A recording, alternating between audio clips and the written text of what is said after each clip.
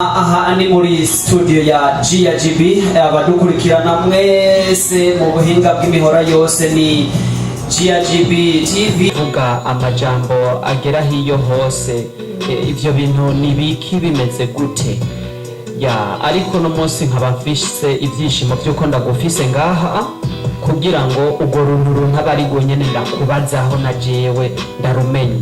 Rero ugo runtu haravuzwe amajambo menshi ngo uyu mukobwa biragoye, arabaye tayari maraya, arahigiye kononekara, yani byinshi ngo nindaya arasinzi tugiye kwijambo kuba imaraya sijui indaya. Jendi bazindaya kuba bwati ndindaya bivaye n'ijya video y'umuziki. Nibaza ko nibaza kuba baravuze ko ngiye kuba indaya kubera ujya muziki ko ndibaza baravuze baada y'ujya muziki gusohoka. Of course. Okay. Nimba bavuze ko ngiye kuba indaya bo bafise uko basigura indaya. Journalist fashion star. Asante sana DJ. Rero ni pasi umutumire Gerard kuri mikoro canke Gipro, mu buhinga bw'ivyuma turi kumwe na Titoni, ku buhinga bwa kamera tukaba turi kumwe na Roy Timera. Asante sana Roy Timera kuri kamera. Rero karibu mutumire wacu kugira ngo ushobore kutwibwira barimo baradukurikirana bakubone bakumenye hama tuce tubandanya ni no kukubaza ivyo twagutumireho mu kiganiro cacu. Karibu. Okay, asante murakoze. Ku mazina nitwa Pacifique Marie Radukunda au iyo bamenyereye ni Maria. Asante.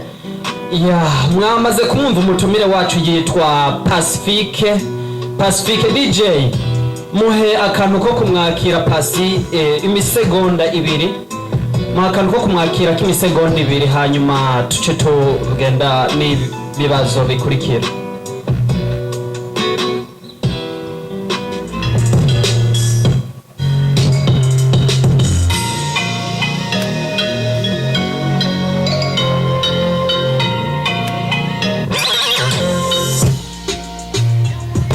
Asante DJ, asante sana, asante.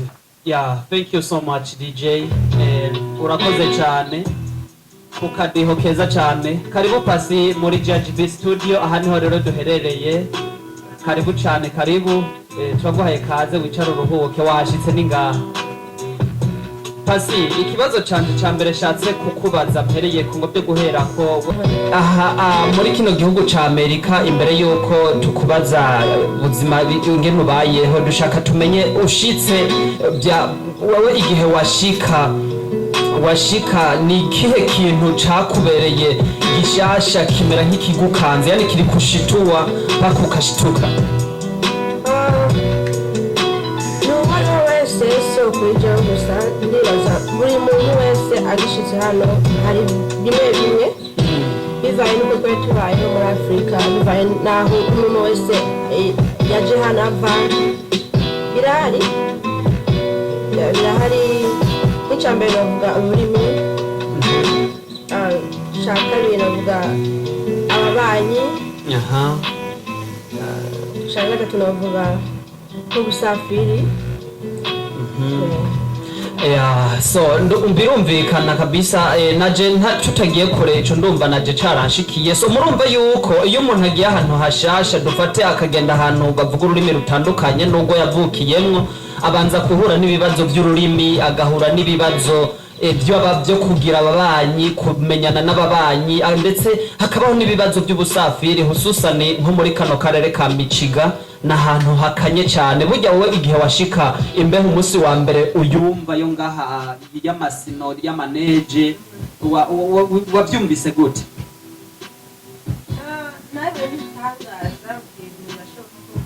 Ubwo ntiwibajije ko ari ifu basheshe hasi? Oya, kubera turi muri Afrika ari dukora semina barabicishamo, ariko kuba tubibone ngo bimeze gute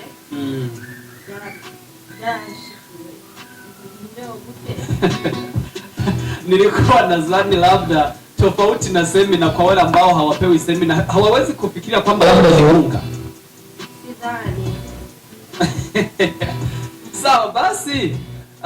Swali la pili ni kuhusiana na maisha yako ya nani ya sasa. Ubu ubayeho gute? Ukuntu ubayeho urakora canke hari akazi ukora? Uko mbayeho ubu bitandukanye no bwa mbere nkishika. Ubu ndashima ubuzima umuntu wabumenyera.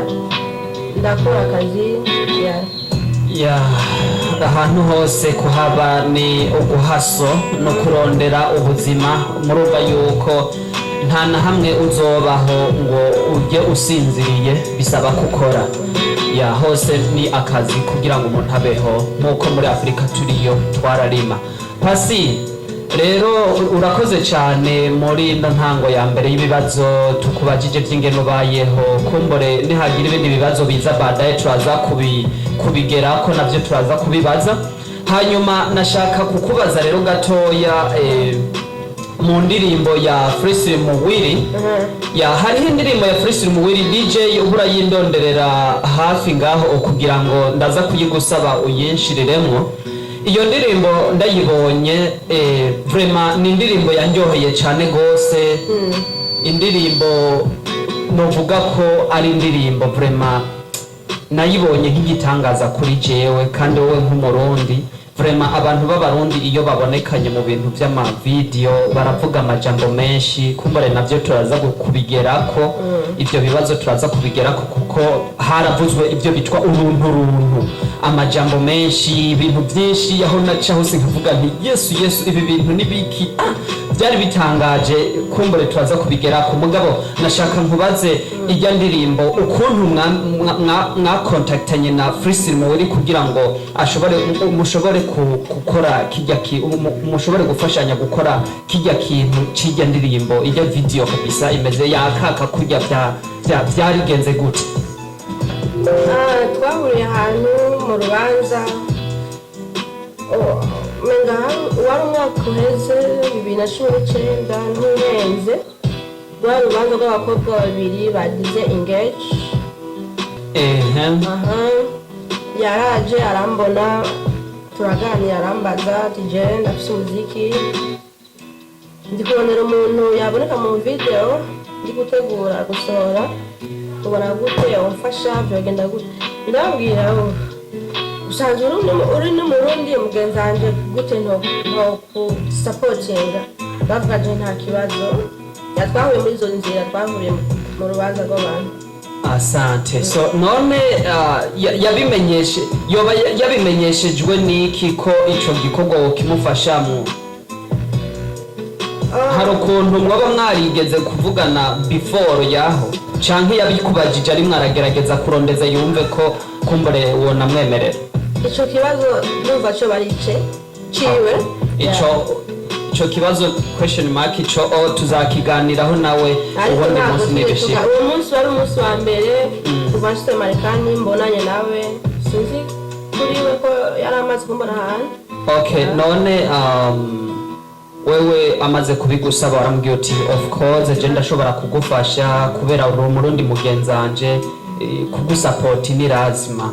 None aho hantu wewe wari wo muziki wawe wa mbere ukoze as a video fiction muri ya ndirimbo canke hari izindi ndirimbo ku ruhande woba warabandanije gukora? Kuko ijya niyo ndirimbo nakumboneyemo ndanakumenyeramwo, nkaba mfise n'ibyishimo byo kuba ndagufise ngaha kuko shaka nshira amazinda y'ibibazo byose mfise, sinkeneye kuja kubazabaza hirya oya. Je nshaka tubazanye hano nyene tugende twishuranye n'abarimo baradukurikirana kumbore bari bafise ibibazo by'ukuntu babikubaza bakabura iyo babica bavyumve. Hanyuma ikibazo nshobora kwibagira murashobora kucandika ko comment hasi, hama tukazotora undi munsi tukamutuma ko tukamugira ko hari ibindi bibazo byabandanije kubonekana. Narimbajije nti wari wo muziki wawe wa mbere utanguriye ko canke hari yindi muziki wasatanga gukora canke niko kazi usanzwe ukora? No muziki wabaye wa mbere kuko je mu buzima bwanje hari abakunda umupira, hari abakunda amakwaya, hari abakunda muziki. Mu buzima bwanje je nakuze nkunda umuziki. So niwo muziki wa mbere siko kazi nsanzwe nkora ariko ushaka support niyo nakoze yonyegera akambaza uko byogenda. Asante sana uciye unyishura ikibazo nagira nce ngaruka ko ndakubaze narimo ndabaza nti ijye niyo ndirimbo yawe ya mbere ariyo yanyuma uzobukoreye ko canke kumbore nk'igihe hoba hariho n'uwundi muntu yoba akeneye kuza kugira ngo umufashe kuri nkuko wafashije Freeze Muwiri nkuko uvuze yuko supportinga ko washobora kubifasha.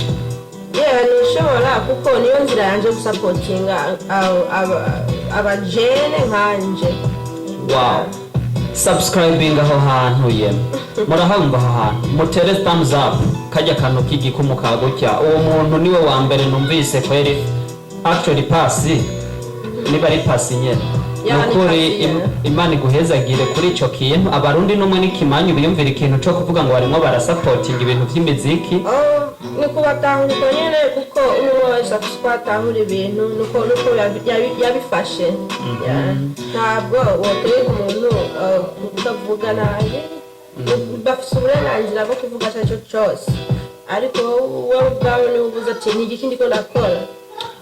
Uti muri make umuntu ku isi abayeho kubwo kugira avuge kuvuga niyo buri muntu wese agira impano y'ukuntu avuga kandi buri gihugu kikagira imibereho yaco urumva kuvuga ntaco bitwaye icyo byokonona ni mu gihe wokurikira ibyo bari kuvuga icyo bitwara bivanye n'ibyo baba bavuga kiragitwara like niyo umuntu ari kuvugwa nabi ibintu by'imbeshe cyangwa ibintu bibi uri umuntu nk'umuntu biragukora ariko ntako ufise ko ugenda ubabwira ati ibyo si byo buri muntu bagiye ubabwire bafute ibyo bariko baravuga ntibishoboka nibwo uburenganzira bwabo urabareka icyo kumenya ni ukumenya icyo uri cyo n'icyo uri kurakora muri ibyo bintu. Sawa hanyuma gatoya nyene tukiri kuri iyo ndirimbo ya Freeze Muwiri ubu rero tugira tugaruke mu runtu nkuko nabikubariye kuko iyo ndirimbo je maze kuyibona narayishimiye mbona ni nziza cyane mugabe inyuma yaho haravuzwe uruntu kuri iyo ndirimbo vraiment ndavuga nti none iyi ndirimbo ko atamakosa ndi kuyibonamwo ikibazo kihari kigeraho bashobora kuvuga amajambo agera hiyo hose ivyo bintu nibiki bimeze gute ariko no munsi nkaba mfise ivyishimo byuko ndagufise ngaha kugira ngo ugo runtu abari gonyene ndakubazaho na jewe ndarumenye rero ugo runtu haravuzwe amajambo menshi ngo uyu mukobwa biragoye arabaye tayari maraya arahigiye kononekara ni byinshi ngo ni ndaya sinzi narumvise n'ibijambo byavugwa yuko ngo urahebanye n'umusheri wawe wangu umugabo wawe wa mbere ngo mugiye guhebana benshi bavuga ngo muhoye ikibiki n'ibiki ivyo bintu burya wowe byaragushikiye ivyo bijambo babandanyaga kuza bavuga byinshi cyane yani bitangaje yani byari bijambo byinshi bijenana cyane gose sinzi yuko uje bintu byagushikira canke bitoba byaragushikiye hari byashikiye bitanshikiye none nko kuvyagushikiye umaze kuvyumva wavyifashe mu gute no sari bisanzwe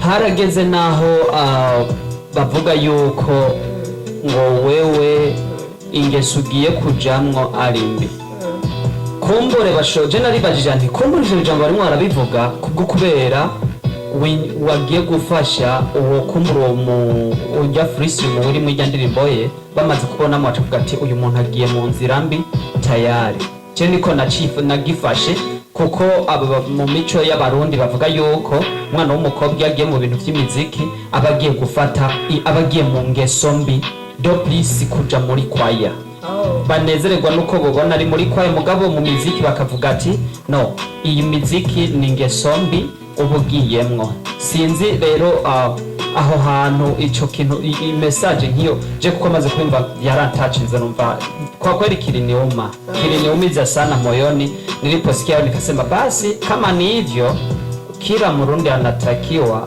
ajifunze kuimba gospel tofauti, yani hata kama unasema iye ni impano yiwanje yo kuririmba muziki canke yo supporting umuziki, you should support to sing in gospel. Nubwo buri umunyabyaha unganiki uburu wihisha muri gospel ni ibintu vyogenda neza. Ico niko na je nacifashemo ndanakibwira abantu bamwe bamwe, nkuko ndavuga nti basi uririmba gospel umunyabyaha binga urumva urasumba ujya ririmba muziki atari umunyabyaha.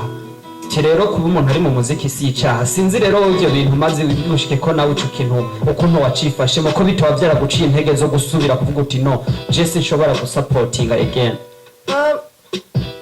Tugiye ku ijambo kuba imaraya sijui indaya. Sorry indaya bwamana n'abantu.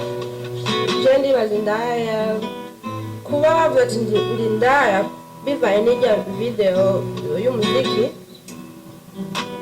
Nibaza ko kuba baravuze ko ngiye kuba indaya kubera ujya muziki ko ndibaza baravuze bara iyo ujya muziki gusohoka. Of course. Okay. Nimba bavuze ko ngiye kuba indaya bo bafise uko basigura indaya. Je nabifashe bisanzwe kubera je ko sigura indaya n'umukobwa yigurisha. Voilà. Rero nabifashe bisanzwe ntibyanciye intege. Uwo ari we wese agomba support yanje ijya niyo nzi yanje supportinga ugwaruka nkanje. Uwo ari we wese ankeneye azondora. Voilà. Hanyuma ikindi naco kwa kweli wanadamu duniani ni wawili, kwisi abantu ni babiri.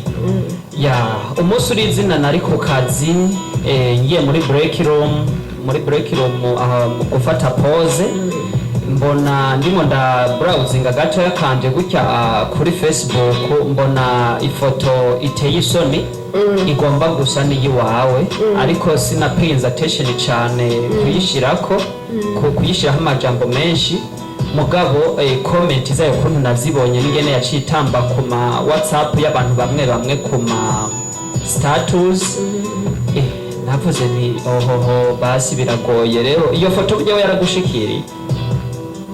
Ifoto narayibonye yari hari ico woyivugako? Gato gusa noivuga gato kuko nkuko navuze kuva ku ntango wari wese afise uko atahura ibintu bivaye nuko arimwe. Iyi foto nanje ubwanje nkibonye umutima arasembe ariko ntaho ihuriye n'uwo muziki komera. Ntaho ihuriye n'uwo muziki canke n'ibyo bavuze ngo indaya. N'ubugizi bwa nabi nk'ubundi abayibonye bamwe muri bo baratahuye abandi ntibatahuye bazokomeza babifashe uko nyene kuko babibonye bazobifata uko nyene.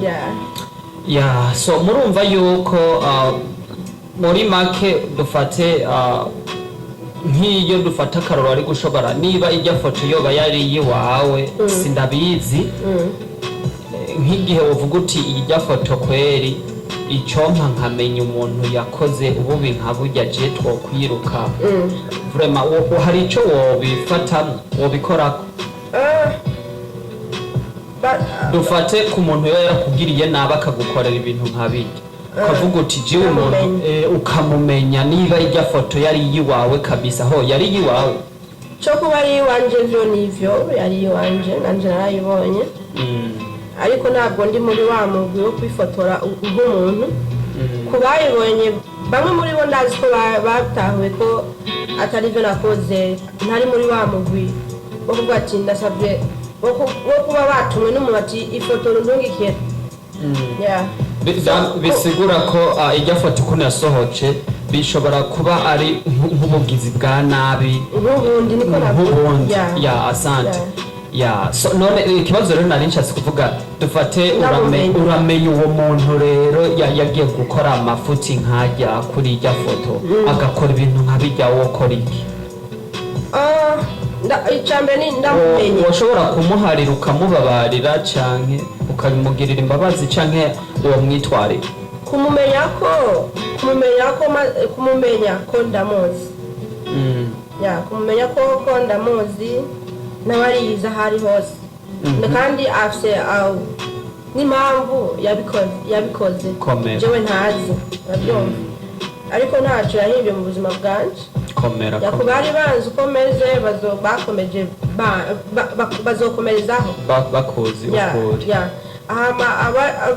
abace biyumvira yuko ndi ndaya bivaye n'iryo foto nabo nyene uburenganzira bwabo ntabwo nabihindura ngo ndabingiriye ndabwira ati no byagenze uku no byaranarenganye nubwo ati ndamumenye ngo nutwohiga naramumenye hama ndagwiza n'ubusa kuko ntabwo ari umwana sinovuga ngo ni umwana yafotowe ngo urazi ko abana bavukiye hano baramenya ibintu by'ifone ugasanga bapostinze ikintu umuvyeyi atazi nabo nyine ntabyo baba bazi ni gupfa gukirikira fyonda gusa ariko ijya foto ntabwo yari muri fone yanje kandi nta sije nifotoye abengoye barabibonye n'umuntu yafotoye nko kwinyegeza hama arayibika hageze igihe arayisohora nombero ziwiwazi nimba cari ikarakazi wo guhemberwa ndazi yarahembwe cyane nimba ari abantu bari bamutumye nabo bararyohewe ko yakoze akazi jengera ntore kano kanya mbanze mvuge nti urumurundi wa mbere ufise umutima umeze nk'uko wo kwihangana no gufata ibintu simpo nka kurya kuko yaba yarijewe numva umenga byari kuba ibibazo mugabo nkako Imana iminsi yose dusaba guharira abatugirira nabi iminsi yose hanyuma ikindi kibazo DJ wamaze kundonkera ndirimbo ya Fresh Muwiri no kuvuga ku mutandao nayibuze okay sawa nta kibazo ariko ndibaza yuko barayiza hanyuma ikindi naco Pasi wavuze uti wari we wese akeneye ubufasha ku kintu kijanye na video